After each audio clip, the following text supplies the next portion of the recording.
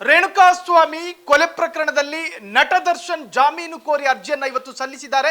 ಇನ್ನೇನು ಕೆಲವೇ ಘಳಿಗೆಯಲ್ಲಿ ಆ ಒಂದು ಜಾಮೀನು ಅರ್ಜಿ ವಿಚಾರಣೆ ನಡೆಯುತ್ತೆ.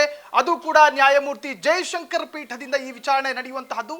ಒಂದು ಕಡೆ ದರ್ಶನ್ ಕುಟುಂಬವೂ ಕೂಡ ಸಾಕಷ್ಟು ಟೆಂಪಲ್ಗಳಿಗೆ ಹೋಗಿ ವಿಶೇಷ ಪ್ರಾರ್ಥನೆ ಸಲ್ಲಿಸಿ ದರ್ಶನ್ ಬಿಡುಗಡೆಗಾಗಿ ಪ್ರಾರ್ಥನೆಯನ್ನು ಸಲ್ಲಿಸಿದ್ರು. ಮತ್ತೊಂದು ಕಡೆ ದರ್ಶನ್ ಅಭಿಮಾನಿಗಳ ದಂಡು ಕೂಡ ಬಹಳಷ್ಟು ಕುತೂಹಲದಿಂದ ಕಾಯ್ತಾ ಇತ್ತು, ಯಾವಾಗ ದರ್ಶನ್ ಬಿಡುಗಡೆ ಎನ್ನುವಂತಹದ್ದು. ಅದಕ್ಕೆ ಈಗ ಕೌಂಟ್ ಡೌನ್ ಶುರುವಾಗಿದೆ ಎನ್ನುವಂತಹ ಅರ್ಥದಲ್ಲಿ ಸೋಷಿಯಲ್ ಮೀಡಿಯಾದಲ್ಲೂ ಕೂಡ ದರ್ಶನ್ ಫ್ಯಾನ್ಸ್ಗಳು ಸಂಭ್ರಮ ಆಚರಿಸ್ತಾ ಇದ್ದಾರೆ. ಜೊತೆಗೆ ತಮ್ಮ ಕುತೂಹಲವನ್ನ ಒಂದರ್ಥದಲ್ಲಿ ಕಾಯ್ದಿರಿಸಿದ್ದಾರೆ. ಈಗ ಯಾವುದೇ ಕ್ಷಣದಲ್ಲಿ ಯಾವುದೇ ಘಳಿಗೆಯಲ್ಲಿ ಏನು ದರ್ಶನ್ ಜಾಮೀನು ಅರ್ಜಿ ವಿಚಾರಣೆಯಾಗುತ್ತೆ.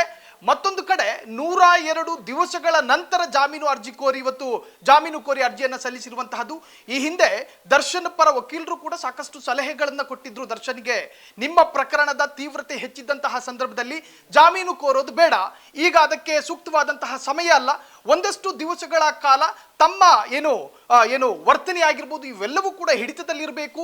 ಈ ಪ್ರಕರಣದ ತೀವ್ರತೆ ಹೆಚ್ಚಿದೆ, ಸಾಕಷ್ಟು ರೀತಿಯಲ್ಲಿ ತೀವ್ರತೆಯಿಂದ ಚರ್ಚೆ ಆಗ್ತಾ ಇರದಂತಹ ಸಂದರ್ಭದಲ್ಲಿ ಜಾಮೀನು ಕೋರಿ ಅರ್ಜಿಯನ್ನು ಸಲ್ಲಿಸೋದು ಬೇಡ ಎನ್ನುವಂತಹ ಸಲಹೆಯನ್ನು ಕೂಡ ಈ ಹಿಂದೆ ವಕೀಲರು ಕೊಟ್ಟಿದ್ರು. ಒಟ್ಟಾರೆ ನಟ ದರ್ಶನ್ ಜಾಮೀನು ಕೋರಿ ಇವತ್ತು ಅರ್ಜಿ ವಿಚಾರಣೆ ಆಗ್ಲಿಕ್ಕಿದೆ. ಒಂದು ಕಡೆ ಫ್ಯಾನ್ಸ್ಗಳಿಗೂ ಕೂಡ ಬಹಳಷ್ಟು ಕುತೂಹಲ ಇರ್ತಕ್ಕಂತಹದ್ದು. ಏನಾಗುತ್ತೆ ಈ ಒಂದು ಪ್ರಕರಣದ ಅಥವಾ ಈ ಪ್ರಕರಣದಲ್ಲಿ ದರ್ಶನ್ಗೆ ಜಾಮೀನು ಸಿಗುತ್ತಾ, ಕಾದು ನೋಡಬೇಕಾಗಿದೆ.